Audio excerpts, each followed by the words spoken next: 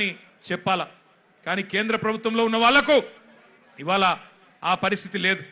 మోడీ గారు ఒక్కటి గుర్తుపెట్టుకోండి, ఇదే తెలంగాణ గడ్డ మీద 50 ఏళ్ల కిందట ఒక యువకుడు ఒక మాట అన్నాడు.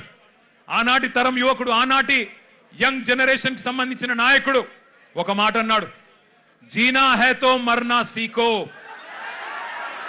కదం కదం పే జీనా హై తో కదం కదం పే జీనా హై తో మర్నా సీఖో, కదం కదం పే లడ్నా సీఖో అన్నాడు.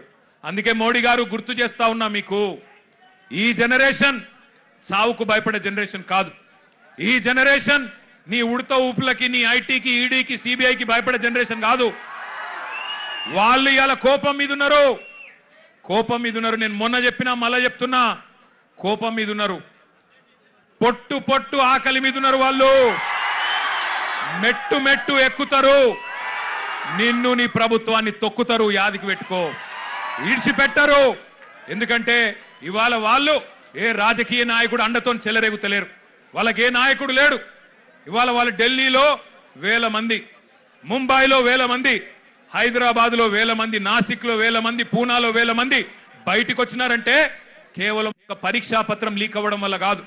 ఈ దేశంలో ఉన్న పరిస్థితి, ఈ దేశంలో మీరు చేస్తున్న మోసం వాళ్ళకు అర్థమైంది. 12 ఏళ్లుగా, ఇంతకుముందు మాట్లాడిన పిల్లల మాటలు మీరు విన్నారు, 12 ఏళ్లుగా మతం పేరు మీద చిచ్చు పెట్టి ఇవాళ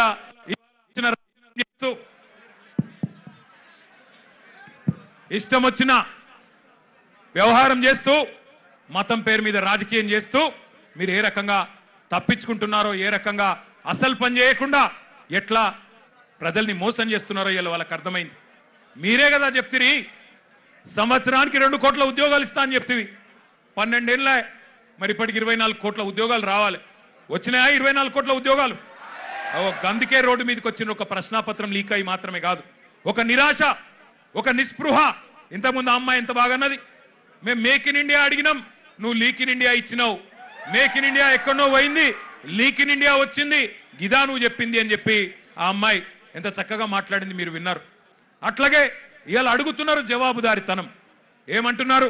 అయ్యా మీరు మంత్రులు అయినరు, ఎంపీలు అయినరు, మీరు పెద్ద ప్రధానమంత్రులు అయినరు, కానీ మేము మీ సీట్లు అడుగుతలేము. జవాబుదారీతనం.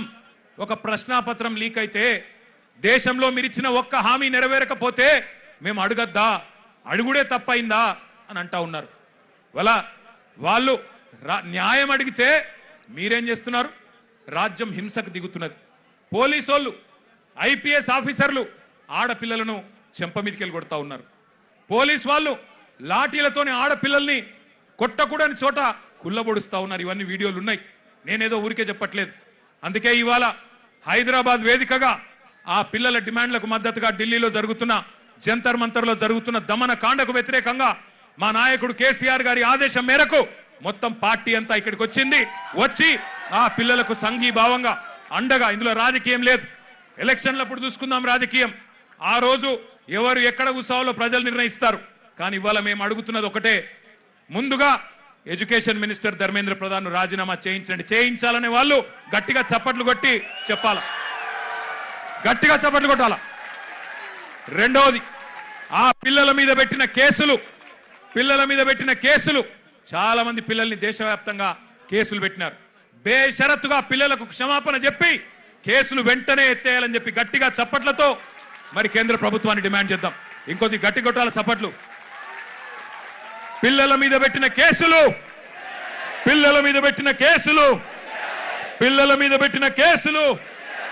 మేము ఇక్కడికి బయలుదేరి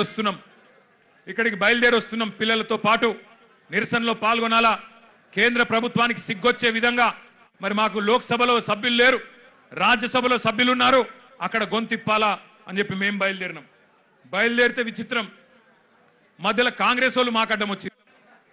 నాకు ఆశ్చర్యమైంది. మేం కొట్లాడుతుంది మోడీ ప్రభుత్వం మీద, బీజేపీ మీద, మధ్యలో ఇక్కడ చోటాబాయికి ఏం వచ్చిందో నాకు అర్థమైతలేదు. నీకేమైందిరా నాయన?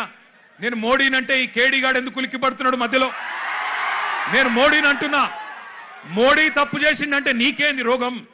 మధ్యలో యూత్ కాంగ్రెస్